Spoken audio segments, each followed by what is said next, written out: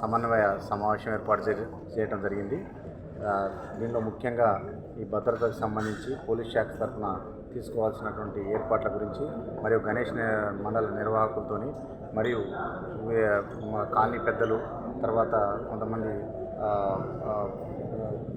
Media ప్రతినిధులు వీళ్ళందరితో కూడా మాట్లాడి వాళ్ళ సలహాలు సూచనలు తీసుకోవడం జరిగింది.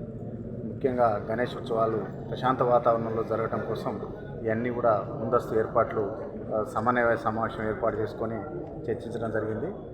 దాని తరపు ఈ గణేష్ ఉత్సవాల సందర్భంగా ఎటువంటి అల్లర్లు కానీ ఎటువంటి సంఘటనలు జరగకుండా ప్రశాంత వాతావరణంలో విజయవంతంగా జరగడానికి భక్తులు గణేష్ మండలి నిర్వాహకులు అందరూ కూడా సహాయ సహకారాలు కోరుకుంటూ మేము కూడా అదే ఉత్సాహంతో పనిచేసి ప్రజలకు సేవ అందించడంలో రాచకొండ సిపి గారి ఆదేశాల మేరకు ఉత్సాహంతో పనిచేసి గణేష్ ఉత్సవాలు ప్రశాంతంగా జరుపుకునేందుకు కృషి చేస్తామని సందర్భంగా తెలియజేస్తున్నాం.